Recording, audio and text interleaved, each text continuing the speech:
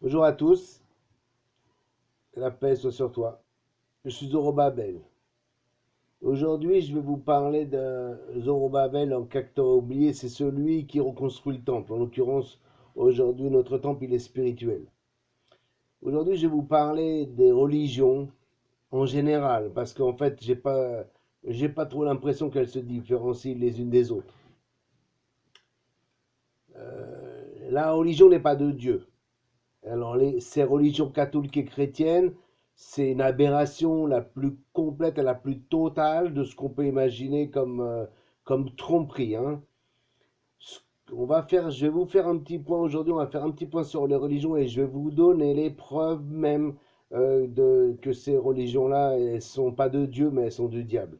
Alors, effectivement, la Bible est le livre de Dieu et la Bible est le livre pour le peuple de Dieu. Mais gloire soit rendue à Dieu et à Jésus, qu'en fait, Jésus nous envoie l'Esprit pour comprendre et pour nous mener dans toute la vérité. Et non pas la parole, ce n'est pas ce qui est écrit qui va me mener dans la vérité, mais c'est l'Esprit Saint que Jésus m'envoie pour me mener dans la vérité.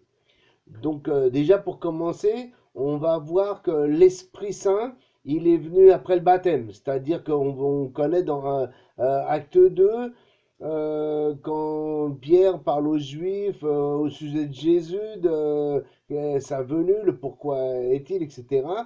Il a dit, frère, que ferons-nous? Il a dit, repentez-vous et que chacun soit baptisé au nom de Jésus-Christ pour le pardon de ce péché et vous recevrez le Saint-Esprit.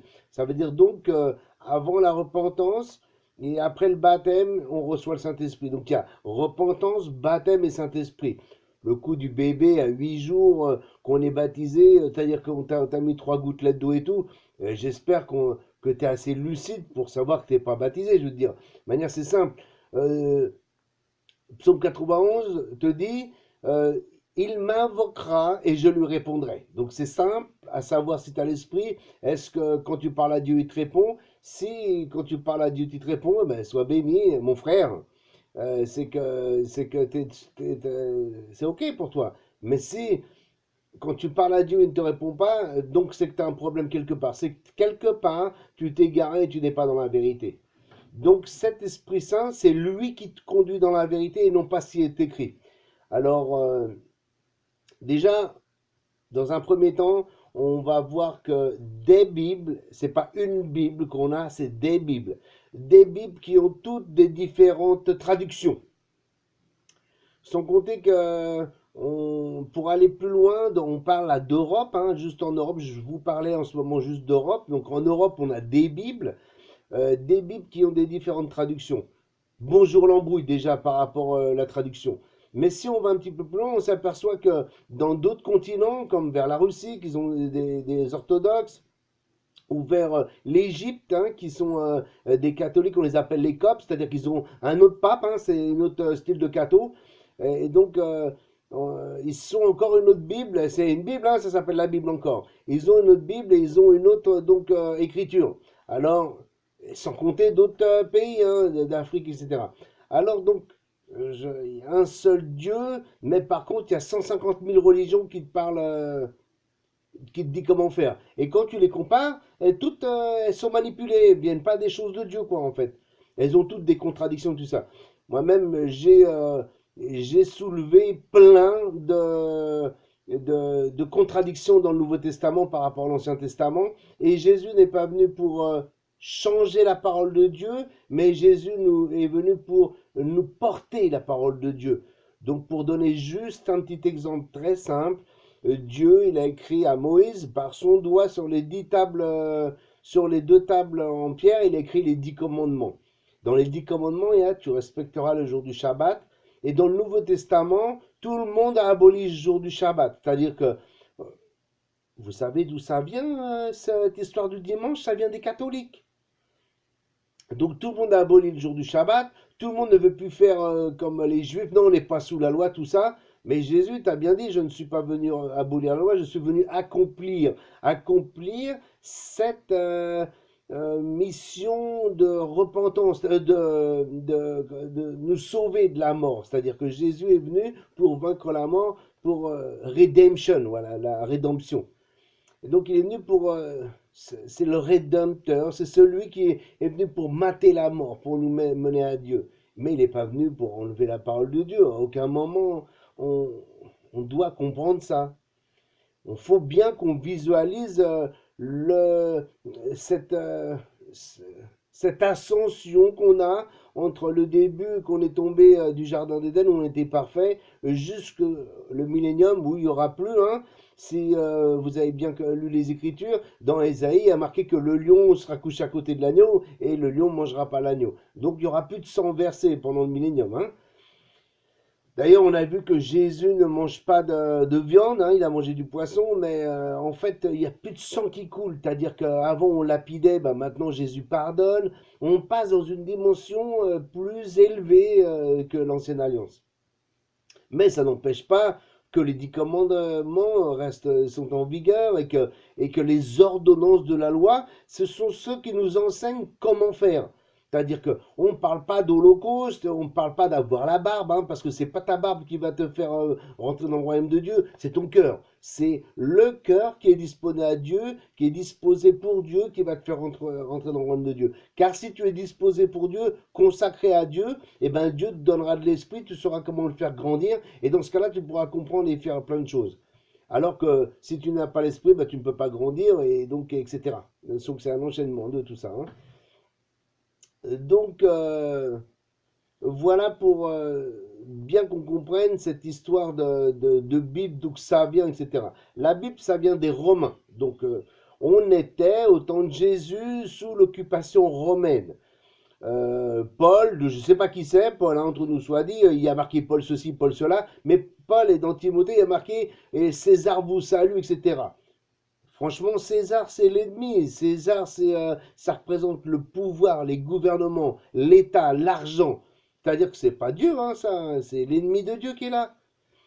Le- Ce qu'on doit comprendre déjà, donc pour en parler, pour en revenir avec, comme je vous disais un petit peu plus tôt, par rapport aux contradictions qu'il y a dans la Bible, je vais vous en donner deux. Mais il y en a plein, c'est-à-dire que si vous regarderez, ben, j'ai mis sur mon forum, il y a marqué un sujet avec les contradictions, je les ai toutes, enfin toutes celles que j'ai en tout cas relevées. Hein. Il y en a un paquet. Hein. Donc, on va voir des contradictions. Par exemple, on va voir que dans Romains, il y a marqué que tous les animaux sont impurs sont purs pour celui qui les croit purs. Alors que Dieu lui-même, il a dit à Noé, tu rentreras 3 par 3 les animaux purs et 2 par 2 les animaux impurs. Donc, il y a bien des animaux purs et des animaux impurs, puisque Dieu nous le dit comme ça. Ensuite, dans Lévitique 11, on voit justement lesquels animaux qu'il faut manger et ceux qu'il ne faut pas manger, les purs et les impurs. Donc, ce n'est pas parce que je pense que, c'est parce que Dieu nous a dit, en fait, quels sont les animaux purs et quels sont les animaux impurs. Lévitique 11. Donc, quand je dis après dans le Nouveau Testament, c'est pour celui qui croit, non, c'est n'importe quoi, ça. Il ne faut pas non plus croire tout ce qu'on lit, hein. Après, on va voir une autre contradiction, c'est par exemple pour le manger. Mangez tout ce qui est sur le marché sans vous inquiéter de rien. Je suis désolé, je mange pas de porc, je mange pas de crevettes, je mange pas de poulpe, parce que Dieu me l'interdit. Donc je vais manger des choses que Dieu me donne à manger. Donc le coup du manger tout ce qui est sur le marché, vous inquiétez de rien. Non, non, non, moi je mange pas d'escargots, des trucs comme ça. Hein. Bon voilà. Ensuite, on va voir par exemple une autre aberration que j'ai lue dans la Bible, hein, que c'est l'inverse même. C'est-à-dire que Ézéchiel 33 te dit celui qui possède Noé, Job et Daniel sera sauvé par sa justice. Et on verra que justement dans le Nouveau Testament, on va lire que celui qui mange qui est végétarien est faible. Alors que c'est l'inverse en fait. Daniel, il était végétarien et il n'a pas voulu se souiller avec les mets du roi. Il a demandé à manger des légumes, donc végétarien et à boire de l'eau. Et son esprit était plus élevé que les autres. Donc on n'est pas faible, c'est l'inverse. On est fort. C'est d'être végétarien qu'on est fort. C'est sûrement pas, on n'est pas faible parce qu'on est végétarien. C'est l'inverse. Voilà, là, comment qu'on est rempli de Dieu et de l'esprit. Ouais. Il n'y a pas de sang qui coule, on ne tue pas, ouais, c'est clair. Donc ça, c'est pour quelques petites petite contradiction que je soulignais, mais voilà, comme je vous dis, allez sur mon forum et vous allez voir, je les ai toutes soulignées, toutes celles que j'ai pu en tout cas. Donc voilà pour toutes ces religions donc de chrétiennes, etc., qu'on est bien manipulé. Ce que je voudrais vous dire, pourquoi dans la Bible on trouve des choses qui t'égarent. Alors déjà la première chose qu'on doit comprendre, par exemple dans Marc 4 on lit et il leur dit à vous il vous est donné de connaître le mystère du royaume de Dieu, mais pour ceux qui sont dehors toute chose se traite en parabole, afin qu'en voyant ils voient et n'aperçoivent pas, qu'en entendant ils entendent et ne comprennent pas, de peur qu'ils ne se convertissent et que leurs péchés ne leur soient pardonnés. Ça, c'est une parole d'Ésaïe. Donc, on voit bien qu'en fait, c'est parce que leur cœur n'est pas bon, on va dire, par rapport aux choses de Dieu. Ils sont superficiels. Les gens superficiels ne peuvent pas comprendre la parole de Dieu. La parole de Dieu, elle est réservée pour les élus, hein. C'est-à-dire que c'est le livre qui est pour les élus. Donc les élus sont remplis de l'esprit, ils comprennent Dieu, ils comprennent ce qu'ils ont à faire, ils ne tombent pas dans les pièges. Les élus ont compris que Paul et puis Barnabas sont 14 apôtres, alors que la Jérusalem céleste a 12 fondements, les 12 apôtres de l'agneau, donc pas 14. Hein. Donc les élus ne tombent pas dans les pièges, les élus ne mangent pas de porc, etc. Ils ont bien vu qu'il y a une embrouille là dans ce Nouveau Testament. Ce Nouveau Testament qui nous vient des Romains et des Juifs. Donc ce sont les Juifs et les Romains qui nous ont donné les écrits. Mais les deux sont deux ennemis de Dieu. Les catholiques, ce sont des grands ennemis de Dieu avec leurs statues et leurs idoles, c'est-à-dire qu'ils en font de partout, on doit adorer des statues. Je vais vous dire une autre chose, une petite chose qui est très importante, parce qu'en fait, je vois autour de moi des gens qui disent Seigneur, Seigneur, mais en vérité, voilà, ils sont dehors. Hein. Comme dirait Jésus, c'est pas ceux qui me disent Seigneur, Seigneur qui rentreront dans le royaume de Dieu, c'est ceux qui font la volonté de mon Père. Quand je vois, par exemple, le jour du Shabbat qui a été enlevé pour le dimanche, on lira, donc prenez votre internet au lieu de regarder n'importe quoi sur le net. Je vous conseille d'aller regarder les conciles de Nicée et les conciles de Laodicée. En l'an 321, il y a eu un concile de Nicée qui statuait au sujet de la Pâque. Ils n'ont pas voulu faire la Pâque comme les Juifs. L'empereur Constantin, converti au christianisme, a imposé le jour du dimanche en l'an 321, le 7 mars, je crois, 321 comme jour de repos. Et au concile de Laodicée en 364, il a dit on ne fait plus Shabbat maintenant, on doit travailler ce jour-là, mais ça sera le dimanche comme les Romains qu'on va se reposer. Donc voilà, le concile de la Odyssée en 364, en l'an 364. C'est pas moi qui l'invente, hein, c'est pas moi qui ai envie de vous dire, voilà, vous êtes à côté de la plaque. Hein. C'est parce que vous êtes à côté de la plaque que moi je fais cette vidéo pour vous justement vous éclairer un peu, vous donner de la lumière. Donc, on doit bien comprendre que ces catholiques nous ont imposé, donc au Moyen Âge, en Europe, en tout cas, je ne connais pas moi tous les pays du monde, bien que j'en ai fait pas mal, mais ce que je veux dire, c'est que les catholiques nous ont imposé en Europe une façon de penser, une façon de faire. Si on ne faisait pas, comme il y a marqué, vous serez anathème. Et anathème, ça veut dire que tu es un démon, un diable, hop, et on te brûlait, hein, on te foutait au feu. Ce que je veux dire, c'est que voilà, c'est pour ça qu'on est bien égaré. On nous a imposé les choses. Si Dieu a permis donc qu'il y ait comme ça ces contradictions, c'est par rapport, il y a un tri dans les choses de Dieu, et Dieu trie parce qu'en fait il cherche les perles. Dieu ne cherche pas la masse, hein, et c'est pas ça qu'il cherche. Il cherche les perles qui sont consacrées à Dieu, qui sont dévouées corps et âme, ceux qui l'adorent en vrai et en esprit. Par rapport donc il y a ce tri-là. Pourquoi donc Dieu permet qu'il y ait ces contradictions et ces malfaçons, on va dire, dans la Bible? Tout simplement que dans Job 1 et dans Zacharie 3, on va voir que alors que Dieu se promenait, le diable était à côté de lui. Et il lui dit, voici Dieu dit au diable, voici, tu vois mon serviteur Job, comment il est fidèle, etc. Ben, lisez le Job 1. Et donc, le diable est toujours à côté de lui, et le diable lui a dit, ben moi, regarde, je vais prouver qu'il va être jeté. Et en fait, donc Job, il est resté bien solide. Donc le diable nous met des pièges pour en fait les aveugles, hein, parce que les élus, on a vu dans Matthieu 24 que les élus, ils sont scellés. Donc, il ne peut rien leur arriver, ils sont scellés par Dieu, et justement pour propager cette parole de Dieu. Donc c'est pour cette raison que l'on trouve dans la Bible des, des incohérences, voilà, par rapport aux choses de Dieu. Et donc et Dieu a laissé faire, il a laissé écrire. C'est comme un test pour nous, hein. Dire, quand j'ai vu marquer qu'on peut manger n'importe quoi, genre du porc et tout ça, j'ai rigolé. J'ai dit, mais attends, tout à l'heure je lisais dans l'Ancien Testament que Dieu a écrit de son doigt, et puis maintenant on peut manger du porc. Et donc, mais j'ai dit, mais c'est marrant, et sans compter, Jésus a dit que je ne suis pas venu abolir la loi, mais on abolit. Et en fait, la religion nous malmène. Toutes ces religions-là, ce sont des religions catholiques, c'est-à-dire que même s'ils n'ont pas leurs idoles, hein, ils suivent. En fait, toutes ces religions-là qui te disent qu'il n'y a pas de problème de rien du tout, tu peux manger tout ce qui se vend sur le... Ils vont te donner des versets, mais en vérité, c'est le diable qui est là. C'est-à-dire que quand vous allez à l'église, vous ne vous réunissez pas entre frères et sœurs de Dieu, vous vous réunissez entre frères et sœurs du diable. Vous avez tous la marque de la bête, 666. Ça veut dire c'est l'autorité du monde.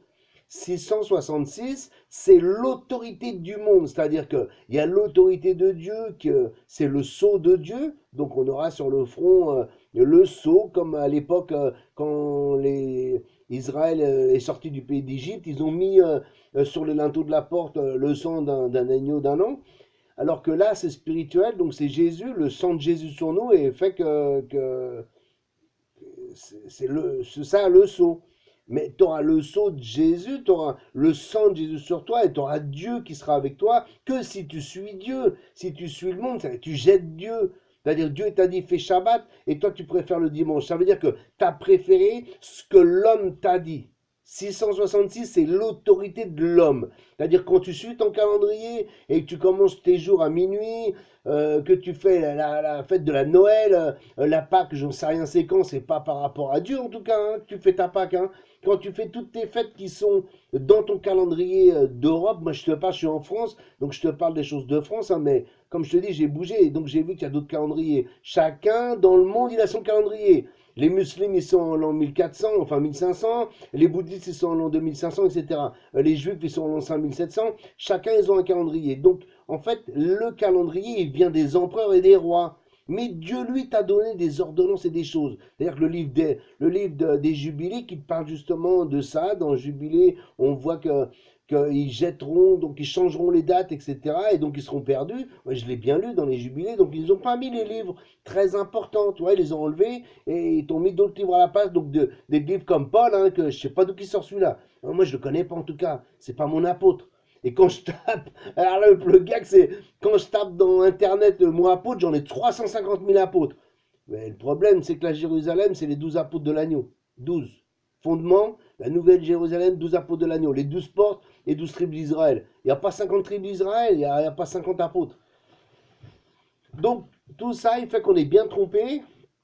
Et tout ça fait que tu es bien trompé, que tu n'arrives pas à t'en sortir, tu n'arrives plus à entendre Dieu, tu n'arrives plus, donc, comme je te disais, par rapport à ton calendrier, bah, tu suis les fêtes et les choses du monde, tu as pris la marque de la bête 666, c'est la marque du monde, et tu es sous l'autorité du monde. Celui qui est sous l'autorité de Dieu, eh ben, il fait la Pâque, il fait la fête des pains sans levain, il fait la fête des tabernacles, il fait les fêtes de Dieu, que Dieu nous dit de faire. Et celui qui est du monde, il fait les fêtes que le monde dit de faire. En fait, il y a une petite différence. Hein. C'est pas très grand la différence. Toi, c'est au lieu de samedi, c'est dimanche. Au lieu de, par exemple, la Pâque qui tombe le 10e jour du mois, le 14e jour du mois, je sais pas, du premier mois. Mais le premier mois, c'est pas janvier, c'est au mois d'avril, etc. Toi, c'est des petites différences, hein, des petits différences qui fait que tu es carrément égaré. Et t'es égaré le fait que quand tu poses une question à Dieu, il doit te répondre. Enfin, il doit te répondre, pardon Seigneur, c'est pas un ordre. Mais Dieu me répond. Quand je demande quelque chose à Dieu, le psaume 91, il me demandera, je lui répondrai. Donc voilà, la parole est là.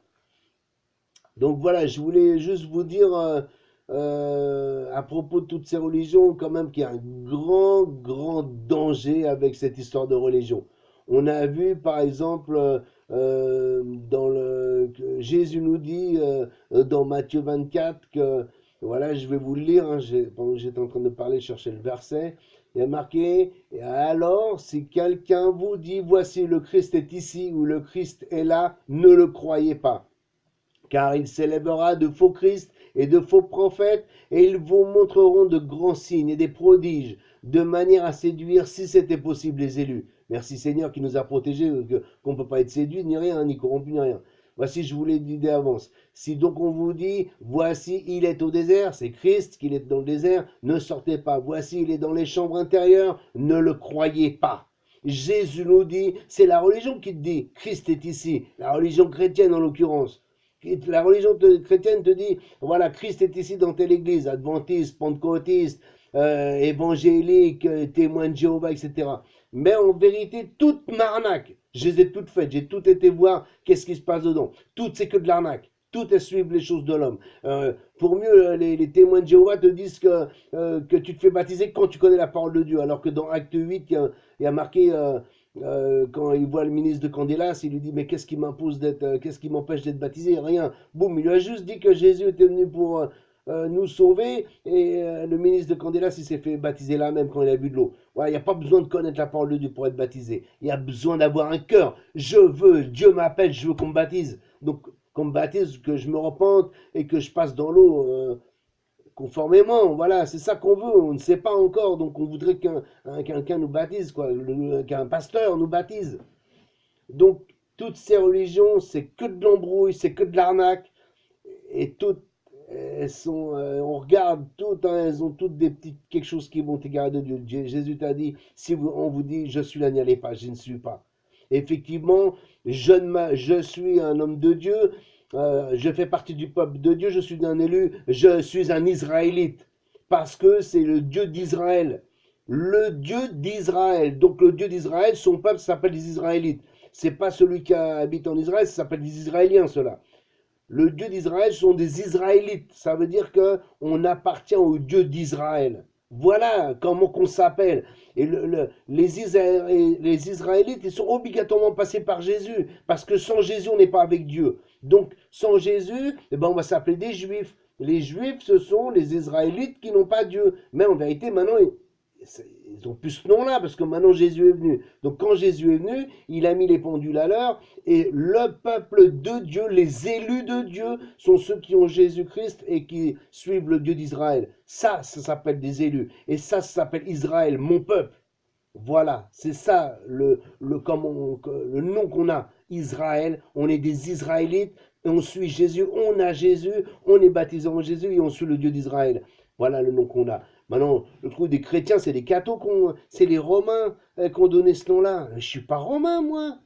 J'appartiens à Dieu, j'appartiens pas au monde. Là, il y a marqué le sceau de Dieu, il n'y a pas marqué 666. Voilà, c'était juste une petite explication donc, sur toutes ces religions-là et pourquoi toutes ces embrouilles qui sont dans ce Nouveau Testament, etc. Donc, que Dieu, en tout cas, vous donne d'y voir clair. Et pour ceux, de toute manière, qui ont cœur droit pour Dieu, ils font les choses justes hein, et ils ne se laissent pas embrouiller par les cathos ni les religions. Hein. Voilà, que la paix soit sur toi. Que Dieu vous bénisse à tous. Amen. Merci Seigneur.